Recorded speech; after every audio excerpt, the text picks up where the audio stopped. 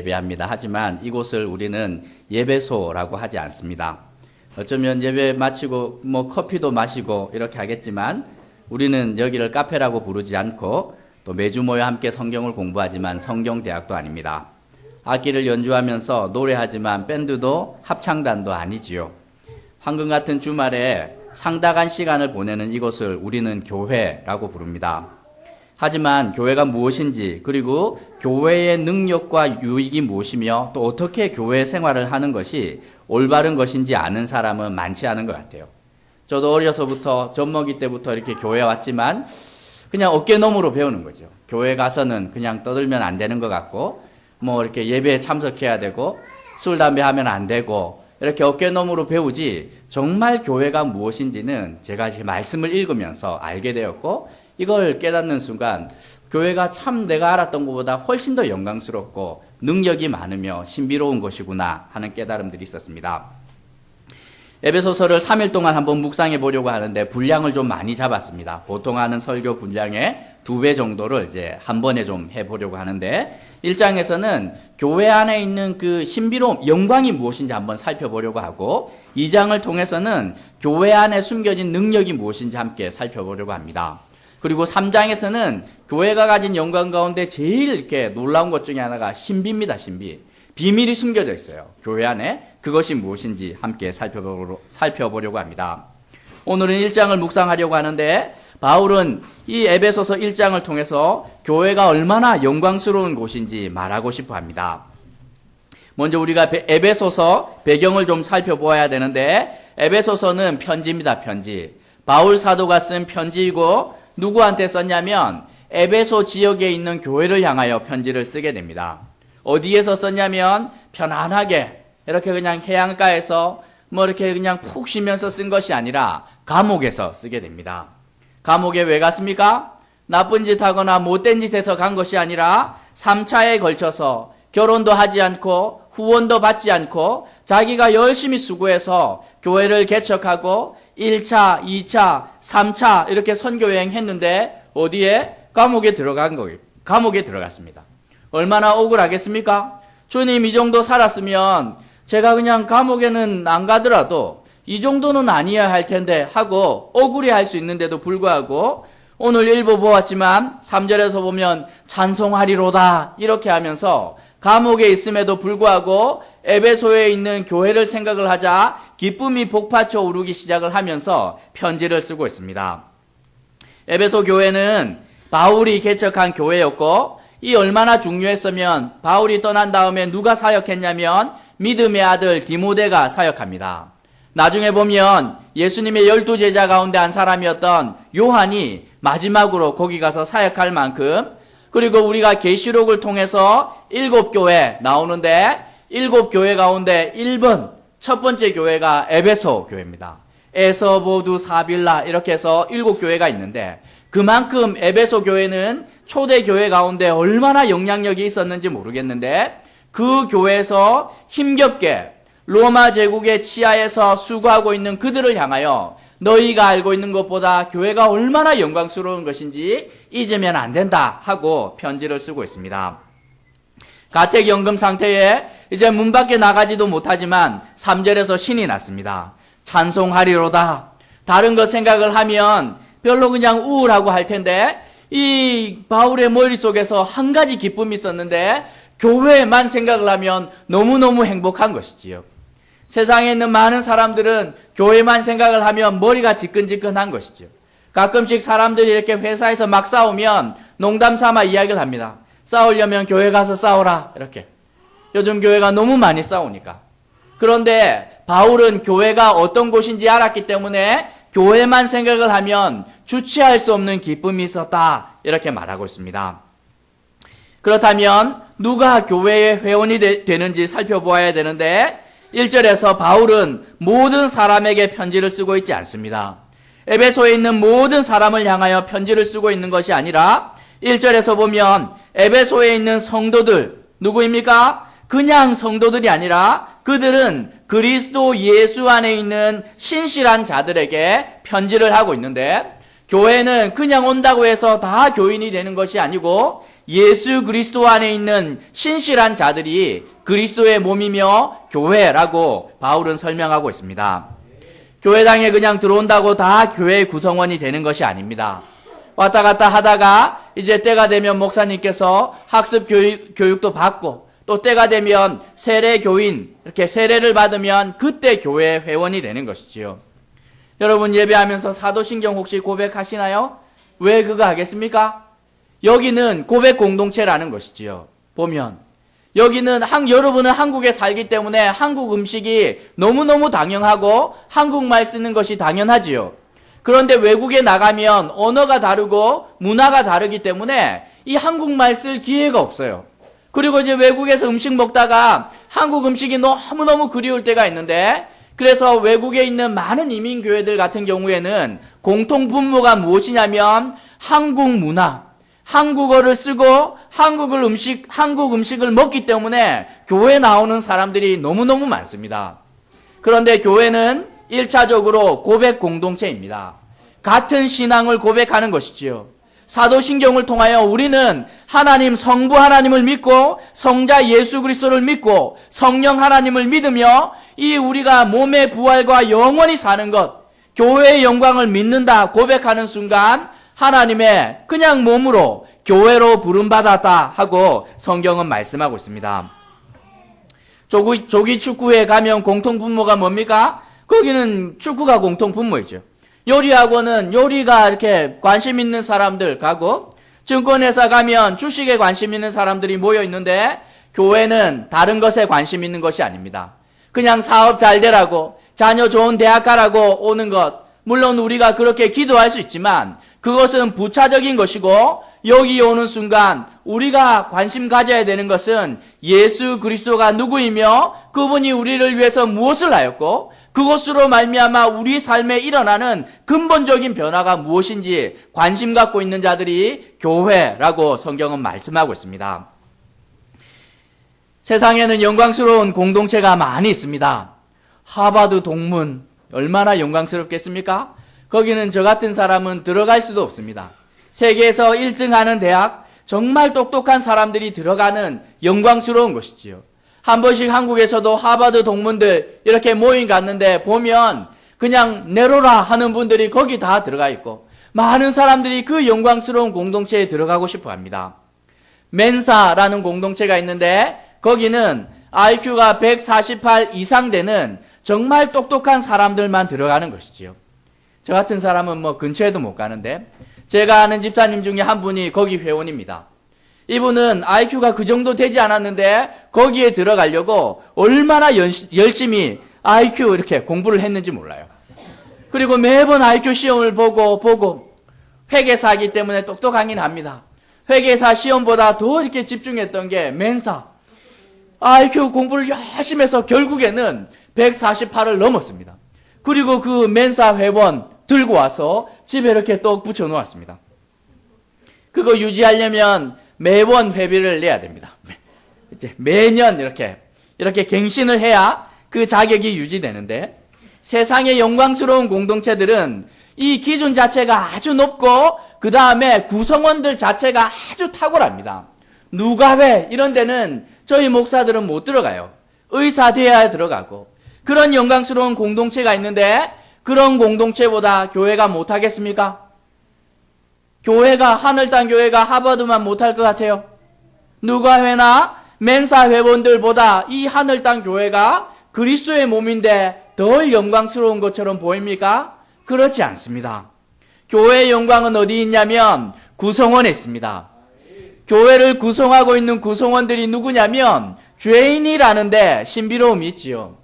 세상에 탁월한 영광스러운 공동체들은 구성원 자체가 아주 탁월한 사람들인데, 그런데 교회는 어떻게 되냐면 주님께서 누구를 부르시냐면 죄인들을 부릅니다. 상처받고 연약하고 세상에서 찢긴 자들을 주님께서 다 부르는 곳, 이 엉터리 같은 것이 교회의 신비로움과 영광이라고 성경은 설명하고 있습니다. 예수님의 제자들을 한번 보십시오. 멀쩡한 사람들이 12명 가운데 몇이나 됩니까? 주님께서 마음만 먹으시면 똑똑한 사람이 누구인지 몰라서 안 불렀을 것 같아요? 다 부를 수 있지요. 똑똑한 사람들이 왔습니다. 주님, 제가 제자가 되겠습니다 하니 주님이 뭐라고 이야기를 합니까? 여우도 굴이 있고 이 나는 새도 이렇게 둥지가 있는데 인자는 머리 둘 곳이 없다. 무슨 말입니까? 안 받아주겠다는 것이지요. 제자는 네가 원한다고 되는 것이 아니라 내가 뽑는 거라고. 내가 뽑는 거라고. 모세는 그냥 이제 이집트 왕자처럼 보이지만 한번 관찰해 보십시오. 왕자의 난에서 이 계승에 실패한 밀린 사람입니다. 그리고 자체를 보면 노예의 아들로 버려진 아이 아니겠습니까? 다윗이 우리한테나 유명하지만 유다 가문인데 이 유다가 어떤 분이냐면 이 아버지였는데 며느리 다말하고 관계 가운데서 태어난, 그래서 이렇게 이 씨가 시작된 곳이 유다 아닙니까? 그리고 이 다윗 가문 가운데 누가 있냐면 남편 아들 다 죽고 모압에서 이 과부가 되었던 두 사람이 돌아와서 씨를 이을 수가 없는데, 그런데 어떻게 보아스하고 관계 가운데서 겨우 이어간 집안이 다윗 가문 아니겠습니까? 그 중에서도 8번째 아들 보면 주님께서 어떻게 찾아도 보는 눈이 없는지, 좀 멀쩡한 가문들이 있고 멀쩡한 아들들 있었을 텐데 일부러 주님께서 그렇게 하지 않습니다. 왜? 하나님의 나라가 어떠한 곳인지 알려주기 위한 것이지요. 세상은 잘나고 탁월한 사람들 좋아하지만 주님은 그렇지 않습니다. 교회는 그런 공동체가 아니라 문턱이 한없이 낮아서 정말 연약하고 상처받고 죄인이며 세상에서 외면받는 자들이 누구든지 들어올 수 있도록 주님께서 상징적으로 보여주시는 곳이 바로 이곳이라고 성경은 말씀하고 있습니다. 죄인들을 이 땅 가운데 환영해 주는 것은 세상에서 감옥밖에 없습니다. 죄인을 누가 전과 이렇게 붙였는데 누가 환영해 줍니까? 그리고 세상에서 죄를 고백하는 순간 일어나는 일이 무엇이냐면 형벌이 옵니다. 나의 죄를 고백하는 순간 너 유죄하고 그 죄를 받아들이는 순간 형벌이 오지요. 노상방뇨 이렇게 하면 경범죄 얼마 이렇게 되는 것처럼. 그런데 우리는 하나님 앞에서 우리 죄를 자복하는 순간 어떤 일이 일어나냐면 그는 미쁘시고 의로우사 어떻게 우리를 받아주시고 자녀 삼아주시는 엉터리 같은 일들이 일어나는 것이지요. 사랑 때문에. 교회의 영광은 여기 있는 것입니다. 하나님의 아들이 직접 세상 가운데 오셔서 참 이렇게 탁월한 왕들이나 귀족들하고 친구하지 않고 죄인의 친구가 되어주셨고, 그분께서 오셔서 우리가 그냥 죄를 자백하는 순간 완전히 용서하시고 모든 불의에서 우리를 깨끗게 해주시는 일들이 교회 안에서 일어나는 것이라고 요한 사도는 말씀하고 있습니다. 우리가 누구를 자녀 삼습니까? 참 이렇게 어디 가서 저희 친구 중에 입양을 한 친구가 있는데 이 가서 혈액형도 맞고 그 다음에 어떻게 좀 이렇게 모양도 예쁘고 그리고 참 똑똑해 보이는 아이들을 입양하는 것이 아니에요.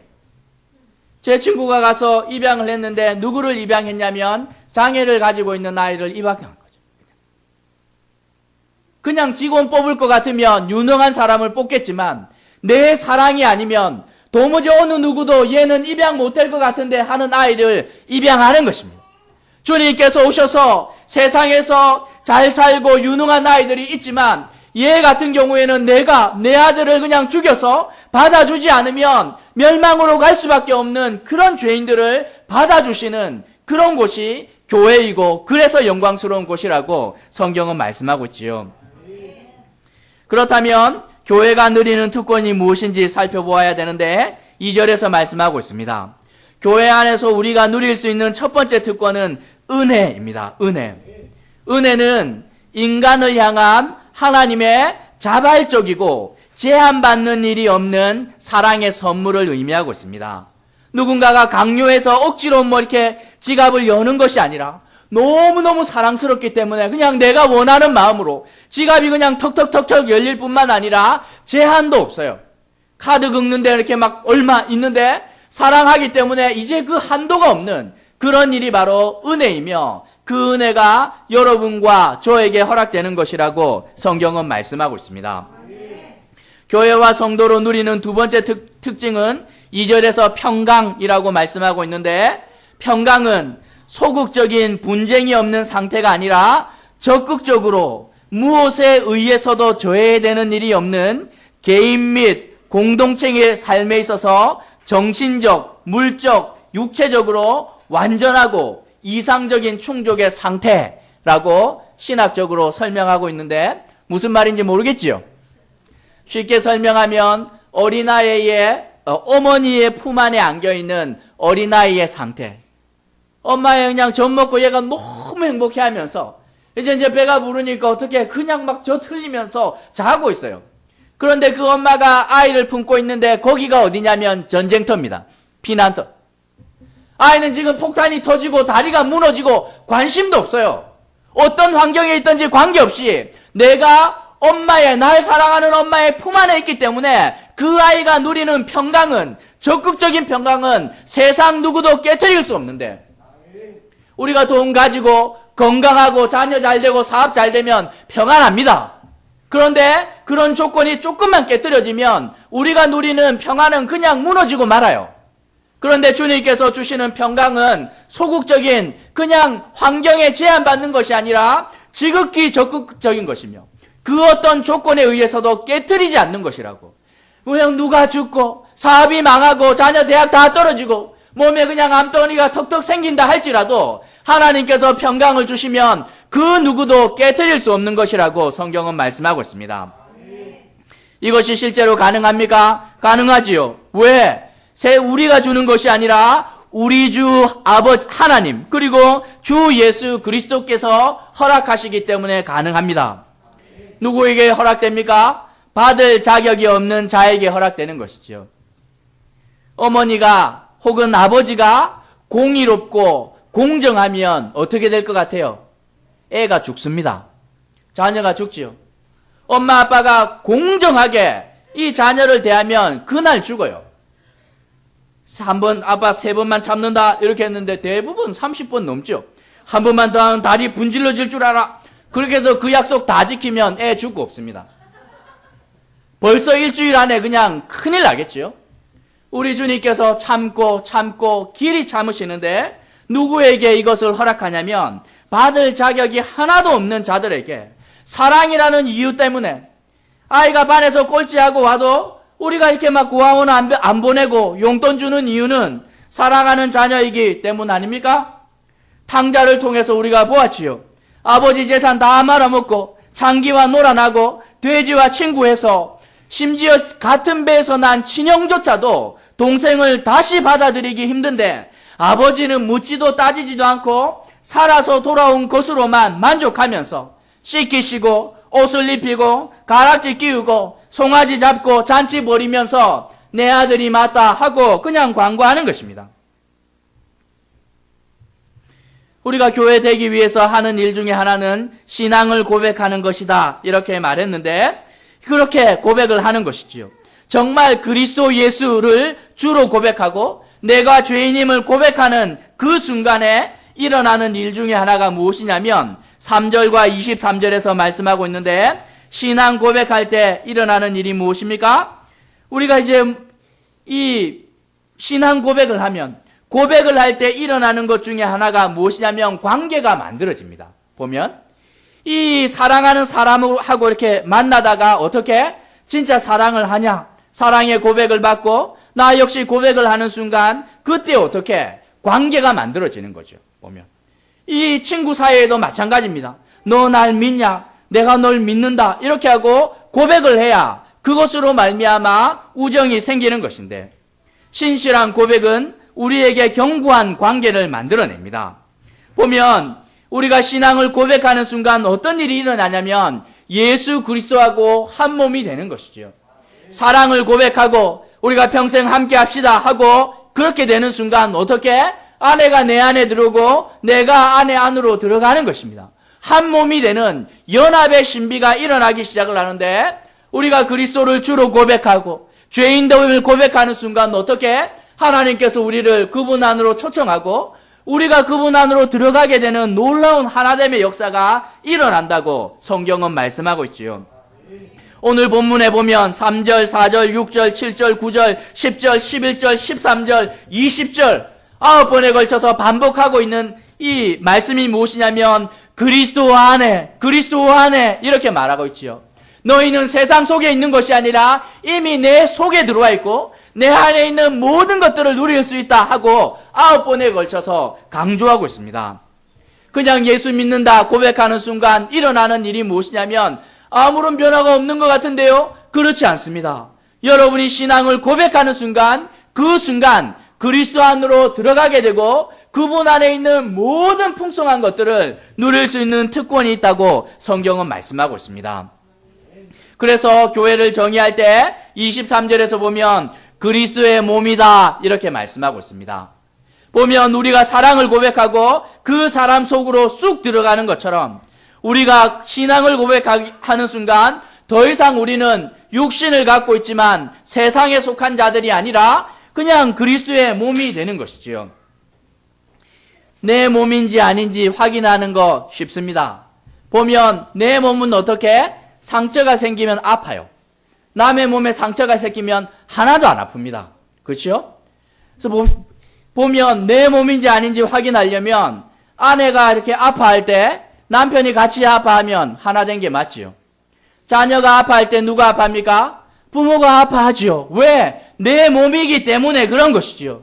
그리스도의 몸이라고 이야기를 할 때 우리가 아파할 때 누가 아팠냐면 몸된 주님께서 아파하시고 힘들어하십니다. 그게 바로 교회의 영광이라고 이야기를 하는 것이지요. 동네 초등학교에 있습니다. 아무도 관심 갖지 않은데 그런데 어떤 일이 일어났냐면 하버드 대학 총장이 또 오더니만 이 학교가 참 열악하고 참 이렇게 소외된 이웃들이 많은데 그냥 냅둬서는 안 되겠다. 한국 정부에서 신경도 안 쓰고 안 되겠네. 우리가 품어야 되겠구나 하고 이제 간판을 바꿔줍니다. 어느 초등학교인데 하버드 분교 이렇게 하면서. 그리고 하버드에 있는 모든 고급 인재들 다 갔다가 니네들 이제 하버드에서 졸업하려면 그 학교 가서 무조건 가서 아이들과 멘토링 하면서 영어 가르치고 수학 가르치고 해줘야 된다. 한 몸이 된 것이죠. 한 몸. 여기에 있지만 풍성함을 다 당겨 쓰는 것처럼 하늘단 교회가 그렇지 않습니까? 교회 건물 어떻게 사셨습니까? 아니죠. 건물도 없고 집주인 이야기하면 언제든지 나가야 되는데 그렇죠? 그래도 내비게이션에 하늘단 교회 뜹디다. 제가 깜짝 놀랐어요. 얼마나 감사한지. 저희 교회는 뭐 찾을 수도 없는데. 그럼에도 불구하고 세상 사람들이 뭐라고 이야기하는지 모르겠지만 여러분들이 이렇게 힘써 찬양하고 신앙을 고백할 때 이제 세상이 절대로 손댈 수 없습니다. 함부로 볼지 모르겠지만 결정적인 순간에 주님께서 누군가가 이거 건들면 마치 그냥 주님의 눈을 찌르는 것처럼 누가 내 몸된 교회를 하고 책임지시는 은혜로움이 우리 가운데 있는 것이라고 성경은 말씀하고 있습니다. 내 몸이기 때문에 우리가 하는 일이 무엇입니까? 내 몸, 정말 살부치 같은 아이들이 이 배고파할 때 어떻게 합니까? 가서 먹이는 것이죠.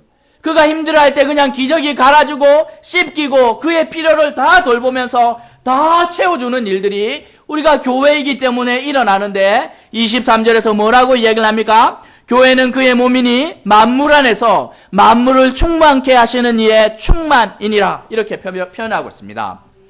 그리스도의 몸이기 때문에 누가 이 몸된 주님께서 그 몸의 지체들을 다 채우는 것입니다. 핸드폰 어디 갔습니까? 이 주머니에 있을 텐데 핸드폰에 이렇게 배터리가 점점 줄어들 때 우리가 하는 일이 무엇입니까? 충전기 찾아서 꽂는 것이지요. 그러면 이렇게 꽉 채워지는 것인데 우리가 이 땅을 살아가며 어려운 일이 있을 때마다 주님 안에 들어가기 시작을 할 때 일어나는 일이 그분이 우리를 충만하게 채워주는 거죠.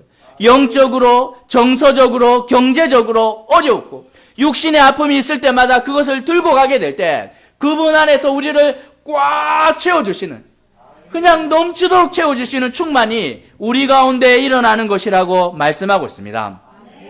주님께서 무엇을 채워주십니까? 영적인 것만 채워주십니까? 그렇지 않습니다. 3절에서 뭐라고 말씀하냐면 하늘에 속한 모든 신령한 복을 우리에게 허락하신다 이렇게 말씀하고 있습니다. 그냥 주님의 영역은 영적인 영역이니까 이게 아니에요. 일용할 양식 주님께서 다 채워주시죠. 주님께서 일부러 이렇게 무리를 걸으셨습니다. 왜? 자연 법칙을 뛰어넘는다는 걸 주님께서 보여주시기 위함인 거죠. 이 땅을 살아가며 제일 힘든 것 중에 하나가 경제 법칙을 넘어서기가 너무너무 힘든데 주님께서 5병이요 7병이요 이렇게 하면서 경제 원리를 일부러 뛰어넘습니다. 너희가 살아가는 방식과 완전히 다른 방식으로 살아낼 수 있음을 보여주시는 것이지요. 광야에서는 40년 동안 그것이 지속되었습니다. 하늘에서 그냥 만나와 메추라기가 떨어지기 시작을 하면서 세상 사람들은 수고하고 또 경작하고 또 뭐 양을 키우고 이렇게 살아가야 되는데 이 사람들은 하나님을 예배하는 순간 완전히 다른 삶의 방식이 있음을 주님께서 몸소 보여주셨던 것 우리가 보게 되는데 그런 일들이 교회인 우리에게 허락되는 것이라고 성경은 말씀하고 있습니다. 그렇다면 이 모든 놀라운 일들이 어떻게 일어났는가 살펴보아야 되는데 이 모든 일들이 우연히 즉흥적으로 어쩌다가 일어나는 일이 아니라는 것입니다. 4절에서 보면 창세전에 택하셨고 5절에서 보면 하나님의 기쁘신 뜻을 따라 예정하셨다 이렇게 말씀하고 있습니다. 어쩌다가 마지못해 하지만 그냥 막 싫은 대로 억지로 이렇게 하는 것이 아니라 주님께서 이 교회를 언제 창세전에 택하셨고 내 새끼니까 저 죄 그냥 왜 그냥 하와가 그거 따먹어가지고 이렇게 하면서 억지로 하신 것이 아니라는 거예요. 기쁘신 뜻을 따라서 주님께서 하셨다 이렇게 말씀하고 있습니다. 목적이 무엇이냐면 4절에서 보면 하나님 앞에서 흠 없는 사람이 되게 하고 5절에서 하나님의 자녀를 삼으시기로 하시기 위해서 이 모든 일들이 시작되었다 말씀하고 있습니다. 탕자는 양심이 있는 사람이었습니다. 아버지 재산 들고 다 떠났는데 이 다 말아먹고 참 벼룩도 납작이 있어야지. 아버지 집에는 종도 최소한 배고픔은 면하고 있는데 내가 형님처럼 아들이 된다는 것 이거는 아니야. 대신에 아버지께서 종의 하나로만 받아줘서 육신의 이 필요만 채우기만 해도 감사하겠다 하고 돌아갔는데 아버지의 뜻은 그게 아닙니다. 마지못해 호적에서 안 지어졌기 때문에 그냥 남들이 비난하니까 억지로 그 자식도 안 돌보고 애비가 이런 비난이 두려워서 마지못해 받아준 것이 아니라는 거예요. 받아줬지만 그래 네가 원하는 것처럼 아들은 아니고 이제 종이 하나로 대신에 먹고 자는 건 내가 해결해 줄게 하고 그렇게 받으신 것이 아니라는 거예요. 죄 많고 엉터리 같은데도 불구하고 주님께서 너무너무 기뻐하시면서 기다렸던 그 아들이 돌아와서 아들의 자리로 회복시키는 것이 하나님께서 교회를 향하여 목적하시고 계획하신 것이라고 성경은 말씀하고 있습니다. 우리가 교회 안에 들어갈 때 일어나는 일이 무엇입니까? 7절에서 보면 죄 용서가 일어납니다. 죄 용서라는 것은 단순히 용서가 일어나는 것이 아니라 하나님 앞에 설 자격을 얻게 되는 것이지요. 아이들이 그렇게 엄마를 찾다가 갑자기 안 찾는 경우가 있지요. 조용합니다. 아이들이 보면. 그렇게 천방지축인데 어느 순간 아이들이 집에 있는 새 아이가 조용하면 그때 뭐합니까? 사고 치고 있는 게 분명합니다. 어디 가서 문 열면 절대로 손대면 안 되는 거, 먹으면 안 되는 거, 이거 이제 손대서 입에 다 묻히고 이렇게 놀랐어. 자기들도 아는 것이지요. 죄 짓는 순간 아버지로부터 멀어질 수밖에 없다. 죄를 용서하는 순간 어떻게? 다시 이 부모 앞에 설 수 있는 자격을 허락하는 것인데 주님께서 교회 안에 있는 성도들을 향하여 너희는 이제 죄가 없다. 그 말이 무엇이냐면 모든 것이 용서되었기 때문에 마음껏 와도 된다 하는 초청과도 같은 것이죠. 뿐만 아니라 하나님께서는 교회 안에 있는 성도들을 향하여 8절과 9절에서 지혜와 총명을 넘치게 해주신다 이렇게 말씀합니다. 무슨 말입니까? IQ가 높아지거나 갑자기 수능 점수가 올라간다 이런 말이 아닙니다. 보면 하나님께서 지혜와 총명을 넘치게 주시는데 하나님이 기뻐하시는 뜻이 무엇인지 알게 하기 원하는 것이지요. 10절에서 하나님의 계획이 무엇입니까? 보면 주님께서 교회와 성도들을 통해서 하시고자 하는 뜻이 무엇인지 알려주시기 원한다는 것입니다. 그것이 무엇이냐면 예수 그리스도를 머리로 해서 보면 모든 몸이 하늘과 땅에 있는 모든 것들이 통일되도록 하는 것, 하나 되도록 하는 일들을 교회와 성도들을 통하여 하고 있다. 이렇게 말씀하고 있습니다. 사람들이 가장 잘하는 일이 무엇이냐면 나누는 일입니다. 싸우는 일은 얼마나 잘하는지 몰라요. 세상 사람들이 제일 좋아하는 것이 하나 된 것들을 깨트리는 것입니다. 혈액형이 뭐냐 보면 그냥 국적이 뭐냐 뭐 이거, 그 다음에 뭐 어느 학벌이냐, 어느 대학인데도 같은 대학인데도 불구하고 어느 과냐, 이렇게 해서 계속 나눠요. 같은 학과인데도 고등학교가 어디 출신이냐 하고 또 나누고, 끊임없이 나누고 세상이 다 나누어집니다. 하나 되게 하는 거 절대로 못하지요. 정치인들이 하고 싶어하는 거 통합인데 사회 통합은 정치적인 방법으로 오지 않습니다. 죄로 말미암아 다 깨뜨려진 것, 이것을 창조의 원래 자리 가운데로 가져가게 하시기 원하는데 누가 할 수 있습니까? 교회와 성도만이 할 수 있는 것이죠. 제가 부산 내려갔는데 집사님을 한번 만났습니다. 근데 그분이 어디에서 일하냐면 사업을 잘 하다가 한번 말아먹었습니다. 완전히 말아먹고 사업하면서 뭘 열심히 했냐면 골프 열심히 친 것이죠. 그래서 골프 치는 기술 말고는 남은 게 하나도 없습니다. 이혼하고 가족도 자식도 다 떠나고 유일하게 남은 거라고는 골프 치는 기술밖에 없는데, 그래서 골프 연습장에서 강사로 김프로 이렇게 해가지고 그걸 이렇게 가르칩니다. 그런데 제가 한번 신방을 갈 일이 있는데 이 분이 교회에 안 가요. 오래전에 교회를 떠났는데, 그러면서 이분이 하는 말이 무엇이냐면, 목사님, 저는 여기 실내 골프장이 너무너무 좋습니다. 아니 집사님 무슨 말씀입니까? 했더니만 최소한 이 공간만큼은 다른 것이 지배할 수 없다는 것입니다. 세상에서 교수고 의사고 뭐 학벌이 어떻고 외모가 어떻든지 간에 여기에 들어오면 스크린 골프장에서 골프 잘 치는 이 사람이 최고 간다는 것이죠. 그러면서 저한테 이야기를 해주었습니다. 교회가 다른 것이 통용되는 것이 아니라 믿음 하나만 있으면 그냥 살 수 있는 그런 곳이 되면 자기는 언제든지 갈 수 있다고 이야기를 하는 것이죠. 교회의 영광이 어디 있습니까? 세상은 다 학벌과 외모와 이런 것들로 나누어 놓는데, 이 부자는 자기의 낮아짐을 자랑하고 가난한 자는 자기의 높음을 자랑하는 곳이 교회의 영광이라고 이야기를 하는 것이죠. 세상 나가면 수많은 계급장 붙여두는데 교회의 문지막 넘어오는 순간 주님께서 뭐라고 이야기를 합니까? 세상이 너에게 그 어떤 계급장을 달아줬는지 모르겠지만 네가 내 앞에 서면 괴수죄인 아니냐? 기어서 들어와 하는 순간 교수고 뭐고 할 것 없이 다 내려놓고 무릎으로 기어서 주님 죄인입니다, 은혜 없이 주님 앞에 설 수 없는 자입니다 하고 고백하며 나와야 되는 것입니다.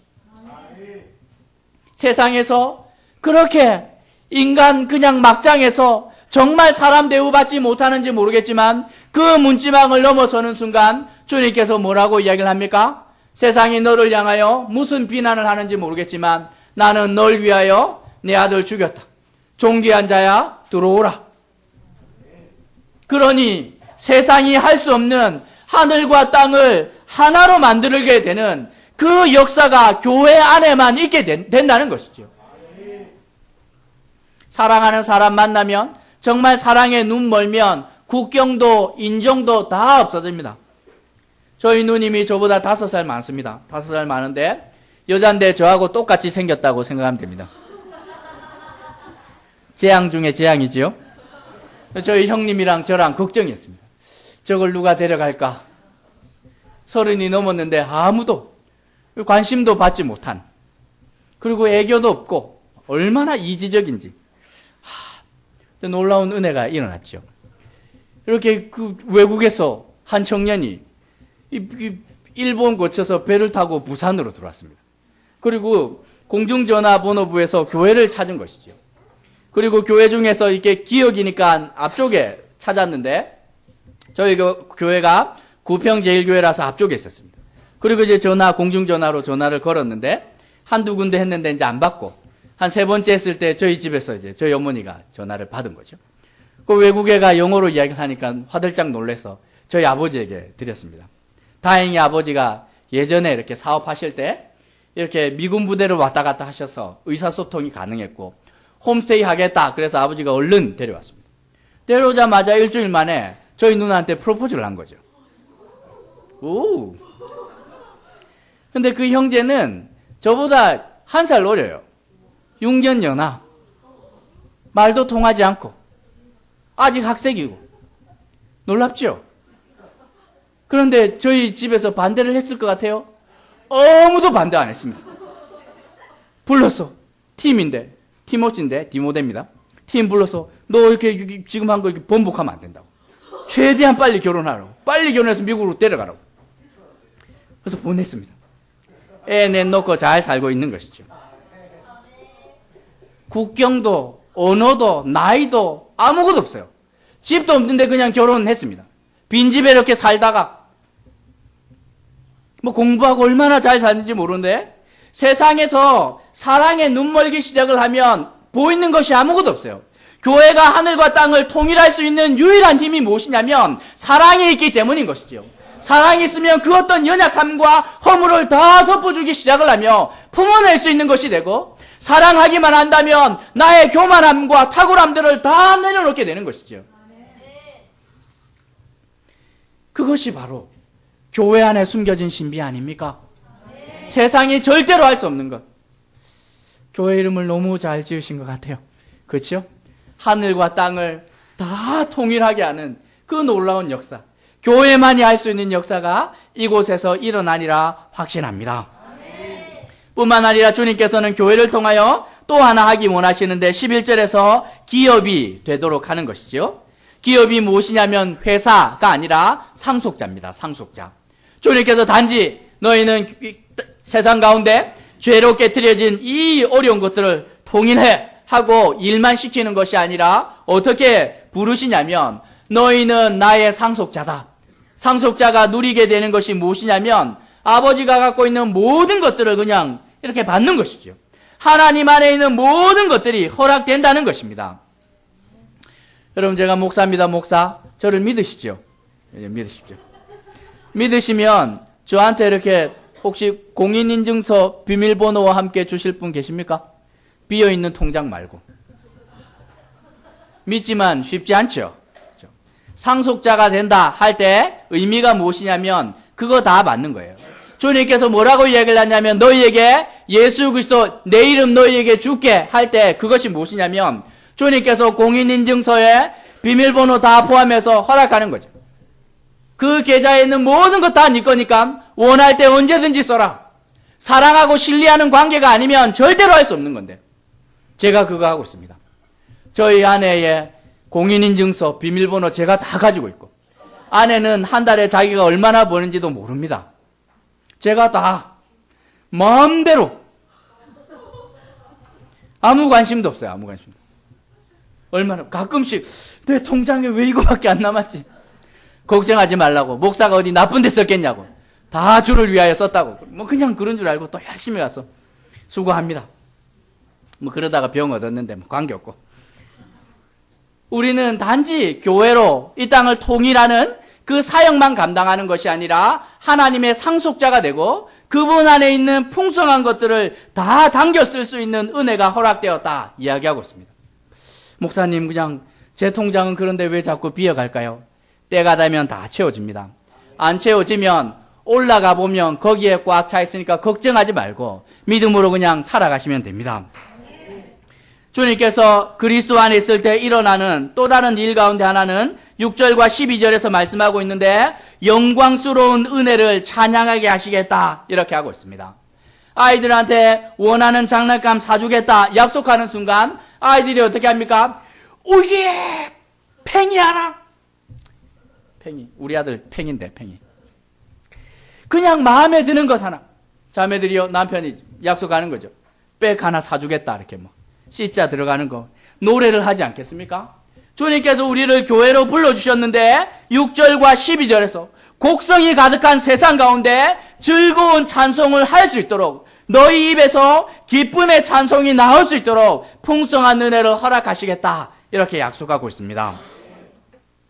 목사님, 지금까지 들은 약속 너무너무 감사한데 이거 안 이루어지면 누가 책임집니까? 목사님이 책임질 겁니까? 저는 책임 못 지지요. 저는 제가 한 약속이 아니니까. 그런데 이 모든 약속이 확실합니까? 안 되면 누가 책임진다는 것입니까? 책임지는 분이 있습니다. 13절과 14절에서 보면 누가 보증하시냐면 성령께서 하고 계신 것이지요. 13절에서 보면 이 약속의 성령으로 도장을 이렇게 꽉 찍어 주십니다. 인간이 아니라 하나님께서 직접 보증하시는 일들이 우리 가운데 있을 것이라 약속하고 있습니다. 어떻게? 13절에서 진리의 말씀을 듣고 믿고 인치심을 얻게 되는 것이죠. 성령께서 오셔서 어느 날 갑자기 우리 마음 가운데 정말 이 변함없는 도장을 꽉 찍어주는 경우가 있습니다. 정말 이 흔들리지 않는 견고한 확신을 성령께서 우리 가운데 이렇게 주시는 경우가 있는데, 성령 하나님께서 이 모든 약속을 인쳐주시겠다 이렇게 말씀하고 있고, 만약에 안 되면 내가 AS 다 해주고 이 보증서 줄게 하고 14절에서 성령 하나님께서 이는 우리 기업의 보증이 되사 그 얻으신 것을 속량하시고 그의 영광을 찬송하게 하려 하심이라 이렇게 말씀하시면서 하나님 당신께서 직접 보증하시고 인쳐주시겠다 이렇게 말씀하고 있습니다. 이 모든 일들이 어디에서 일어납니까? 아까 제가 말씀드렸죠. 9번에 걸쳐서 반복하고 있는데 그리스도 안에서 다른 것이 아니라 우리가 믿는 예수 그리스도 안에서 이 모든 풍성한 일들이 일어나게 되고, 그래서 우리가 기독교 아닙니까? 그리스도 안에서 모든 일들이 일어나기 때문에 이 땅을 살아가며 생기는 수백만 가지의 문제가 있습니다. 그런데도 우리는 이 땅을 살아가며 한 가지 답을 붙들고 살아갑니다. 이 땅을 살아가며 많은 문제들이 생김에도 불구하고 답은 한 가지죠. 그리스도 예수 안에 들어갈 때 모든 문제들이 해결됩니다. 자녀 문제 어디서 해결할 것 같아요? 학원 보내면 되겠습니까? 그냥 아이들 점수는 좀 올리고 좋은 대학 보내줄 수 있겠지만 그 인생에 문제가 생길 때 누가 책임질 것 같아요? 아무도 책임지지 않습니다. 윤 선생님이 책임질 것 같아요? 좋은 대학 교수님이 책임질 것 같아요? 아무도 책임지지 않아요. 누가? 우리 주님만 책임지는 것이죠. 부부관계 문제 생겼을 때 상담소 가면 해결될 것 같아요? 돈만 날리는 경우 허다합니다. 물론 상담하시는 분 귀한 일 하고 계시고 참 이렇게 귀하다고 생각을 하지만 그 모든 문제의 결정적인 해답은 그리스도 안에 갈 때 있지요. 모든 일들이, 이 모든 풍성한 일들이 예수 안에 들어갈 때, 그리스도 예수 안으로 깊숙이 들어갈 때 그분의 사랑으로 모든 문제들이 해결되는 것이라고 성경은 말씀하고 있습니다. 바울은 1절부터 14절까지 교회 안에 숨겨진 이 영광스러운 일들, 막 말할 수 없는 이 일들, 1, 2, 3차 전도여행 다니면서 교회를 개척해 봤는데 정말 별의별 교회들이 다 있지 않았겠습니까? 그런데도 불구하고 감옥에 들어가서 이렇게 생각을 해보니 정말 교회 안에는 로마 제국이 갖고 있지 못한 놀라운 신비로움이 있구나, 영광이 있구나, 이것을 깨닫게 됩니다. 그래서 너무너무 기뻐하면서 15절부터 23절에서 기도하고 있지요. 교회 안에서 이런 일들이 일어나는 것이 사실이라면 여러분 어떻게 반응하겠습니까? 실제로 하늘 땅 교회 안에서 제가 설교한 이 모든 내용들이 실현된다면 감사해야 하지 않겠습니까? 바울은 감사 기도를 하고 있습니다. 자기가 개척했던 수많은 교회들, 사건 사고가 많았지만 그 안에 주님께서 하셨던 놀라운 역사를 생각을 하니 주님 너무너무 감사합니다 하고 감사 기도를 올려드리고 있습니다. 15절과 16절에서 보면 믿음과 사랑을 듣고 끝없이 감사함, 그리고 내가 너희들을 기억하고 있다 이렇게 말하고 있습니다. 남편이 사업에 성공하고 자녀가 대학에 붙고 내 몸에 병이 낫고 해서 감사한 것이 아니라 주 예수 안에 있는 믿음이 있다면 너희는 전부를 가진 거나 마찬가지인데, 그러니 너희가 어떤 환경과 어려움 속에 있다 할지라도 나는 감사할 수밖에 없다. 때로는 누군가가 이렇게 그냥 순교하기도 하고 정말 세상을 떠나기도 하고 사업하다가 어려움을 당하고 자녀가 어려움을 당한 그 아픔 내가 충분히 이해하지만, 그럼에도 불구하고 너희가 믿음 안에 있고 하나님의 사랑 안에 있다면 전부를 가진 것이나 마찬가지이기 때문에 나는 끊임없이 감사한다 이렇게 기도하고 있습니다. 그리고 교회 안에 있는 자들을 위하여 17절부터 23절에 중보 기도, 그들을 위한 기도를 하고 있지요. 바울은 감옥에 있지만 한 가지 기도합니다. 주님, 저 교회들 저처럼 감옥에 오지 말게 하시고 항상 1등하게 하시고 항상 성공하게 하시고 항상 건강하게 하시고 이런 기도 할 수 있지만 바울은 의도적으로 그런 기도하고 있지 않습니다. 우리는 주님의 약속을 따라 일용할 양식을 간구할 수 있습니다. 그냥 공부 하나도 하지 않고 1등하게 해주십시오. 이런 기도 할 수 있습니다. 제가 많이 했고 물론 항상 응답받은 것은 아닌데 요긴할 때 몇 번 써먹었습니다.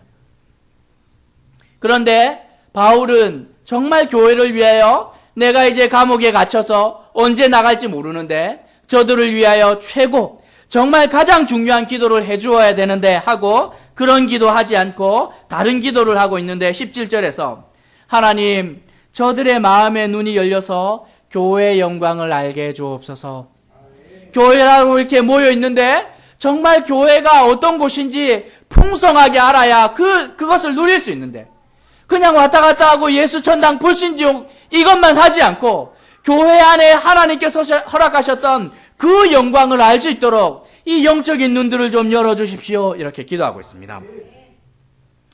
제가 영국 갈 일이 좀 있었는데 영국에서 영국 교회를 한 1년 다녔습니다. 그런데 우리처럼 예배하는데 이 대표 기도하러 이렇게 사람들이 나옵니다.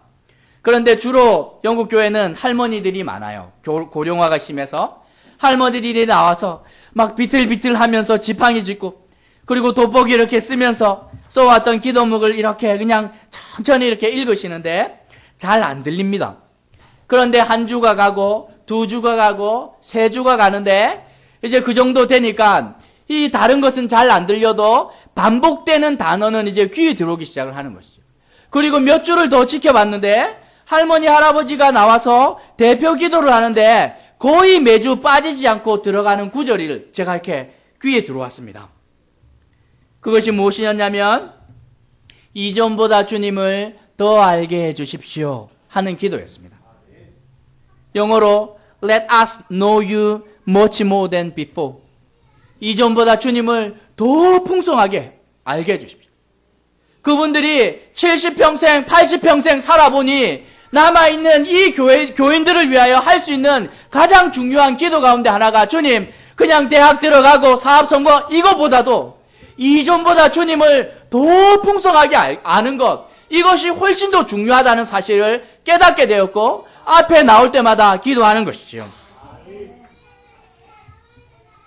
하나님을 우리가 더 알아갈 때 허락되는 풍성함은 이루 말할 수 없습니다. 정말 저도 이런 기도하게 되었습니다. 그때 이후로 성도들을 위해서 기도할 때마다 일용할 양식을 위해서 빼지 않고 기도하지만 그 말미에 반드시 기도하게 되는 것 주님 이 성도들이 이전보다 주님을 더 풍성하게 알게 해달라고 영적인 눈들을 좀 열어달라고 기도하는 것 절대로 빠뜨리지 않습니다. 그 눈이 열리기 시작을 하는 순간 우리가 무엇을 깨닫게 됩니까? 18절부터 23절까지 줄줄이 그냥 나오기 시작을 하는 것이죠.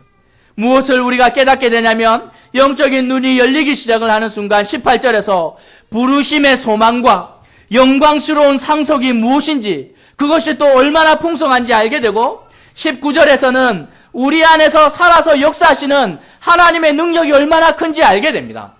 그리고 20절부터 23절 보면 그리스도 안에 있는 하나님의 능력을 알게 되고 부활의 능력과 심판하시는 예수님의 영광을 알게 되고 만물 모든 이름 위에 뛰어나게 하시는 하나님을 알게 되고 만물이 그분 안에 굴복함을 알게 되고 그분이 우리의 교회가 되고 그분 안에 들어갈 때 충만하게 되는 영광이 무엇인지 알게 되는 것이라고 성경은 기도하고 있지요. 바울은 다른 것을 위해서 기도하고 있지 않습니다. 하나님 성도들에게 눈을 열어주셔서 손에 잡히고 눈에 보이는 그것으로 끝나지 않고 교회 안에 주님께서 그렇게 꽉꽉꽉 채워놓으셨던 교회의 영광과 능력과 신비 이것들을 좀 알아야 되는데 마치 엘리사의 종 게하시의 눈이 가려졌으니 무엇만 봅니까? 그냥 다가온 군대만을 보는 것이죠. 그 군대 뒤에 계시는 하나님의 그 천군 천사를 보지 못하는 것이죠. 엘리사가 답답해하면서 얘야 왜 그것을 보지 못하느냐? 그리고 영적인 눈이 열리기 시작을 하는 순간 깜짝 놀라게 되는 것이죠. 내가 누구를 두려워해야 되는지 알게 되는 것입니다. 영국에서 제가 TV를 잠깐 보는데 이제 너무너무 참 이렇게 마음 아픈 장면이었습니다. 탈북자들이 중국에서 담을 이렇게 넘어가는 장면이었대요. 봉고 같은 거 타고 이렇게 달려와서 순식간에 내려서 그 차 위에 올라가서 높은 철조망을 뛰어서 반대로 넘어가는 것입니다. 어디냐면 미국 대사관이었던 것이죠. 탈북자들이 그 철조망을 뛰어넘기만 하면, 그 미국 대사관의 담을 넘기만 하면 어떤 일이 일어납니까? 이제 망명할 수 있는 것이죠. 그래서 온 가족이 와서 뛰어넘었는데 자녀들을 먼저 넘기고, 그리고 아내를 넘기고, 이제 아빠가 넘어가야 되는데 아빠는 중국 공안에 잡힌 것입니다. 가족들은 이 철장 안쪽으로 들어가 있고, 이 아빠는 바깥에 있고, 그들이 손을 잡고 울고 있는데 거기가 어디입니까? 그냥 중국 땅이에요. 공기도 그냥 중국 그 미세먼지 많은 공기고, 그런데도 불구하고 그 철조망 하나가 무엇이라고? 그것을 넘은 자와 넘지 못한 자의 사이에 어마어마한 차이가 있는 것입니다. 거기는 중국 땅이지만 치외 법권 지역 아닙니까?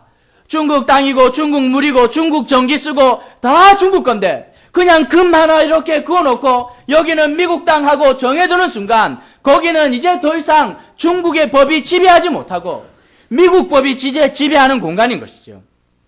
교회는 그런 곳입니다. 이 땅에 속해 있지요. 여기 새 내고 여러분들이 들어와 있는 순간 주님께서 여기에 함께 하시면서 여기는 이제 더 이상 세상이 아니야. 하나님의 법칙과 은혜가 지배하는 공간이야 하는 것을 보여줍니다. 아, 목사님 그게 무슨 말입니까? 어떻게 그렇게 될 수 있습니까? 광야 40년 보면 알 수 있지요. 광야는 그냥 허허벌판, 그냥 죽음의 땅입니다. 그냥 모래가 가득한 그곳인데 주님께서 텐트, 여기야 텐트 쳐! 성막 치는 것이죠. 어느 순간 구름 기둥과 불 기둥이 등장하며 경계를 정해줍니다.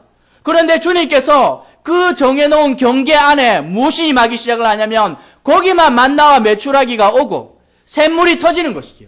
사람들이 가장 두려워했던 것이 무엇인지 아세요? 죄 짓는 순간 죄와 함께 할 수 없는 하나님 때문에 그 진 밖으로 나가야만 합니다. 거기 이 구름 기둥과 불 기둥 그 경계를 넘어가게 되면, 그 담벼락을 넘어가게 되면 거기는 죽음의 땅이에요. 얼마 전까지 하나님의 임재가 있었는데 이제 옮겨오고 난 다음에 이제 거기는 죽음의 땅이에요. 거기서 자기의 죄가 해결될 때까지 만나도 내리지 않고 메추라기도 오지도 않고 더 이상 반석의 샘물도 날 지켜주는 구름 기둥과 불 기둥도 없는 죽음의 땅이 되는데, 교회의 영광이 그런 것이라는 거죠. 신비가 그런 곳이라는 것이죠. 영국에서 엉터리 같은 일이 하나 일어났습니다. 영국은 집에서 마약을 재배하는 친구들이 종종 있는데 이제 그 친구들이 어떻게 하냐면 커튼 다 쳐놓고 이제 집에 불을 많이 켜는 것이죠. 그러니까 열이 많이 나요. 그러면 헬기가 이렇게 이 우범지대를 돌아다니면서 이렇게 이 열 감지하는 그 이렇게 온도계 같은 게 있습니다. 그걸 이제 쏴서 온도를 이렇게 체크하는데 어느 집이 그냥 이게 한여름인데도 열이 너무너무 많이 나는 거죠.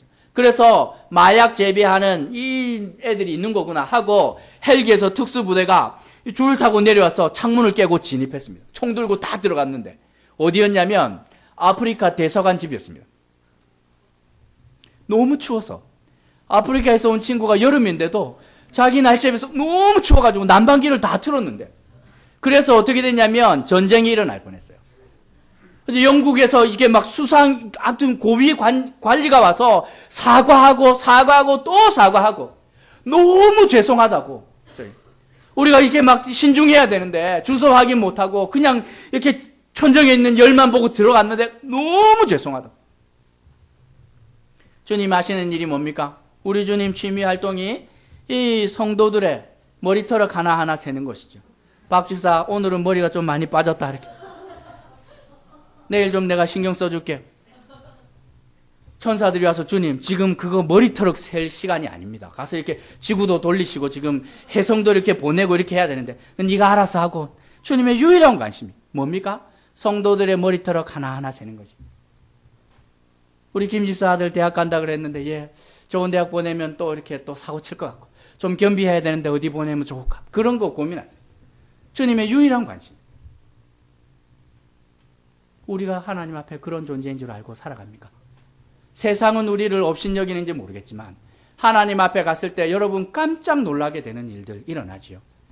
거지 나사로 비유 보면서 우리가 알 수 있는 것 아닙니까? 세상은 정말 그 사람을 업수히 여기는지 모르겠지만 영광스러운 하나님의 나라에 갔을 때 아브라함의 품 안에서 누리게 되는 영광이 우리 가운데 있습니다.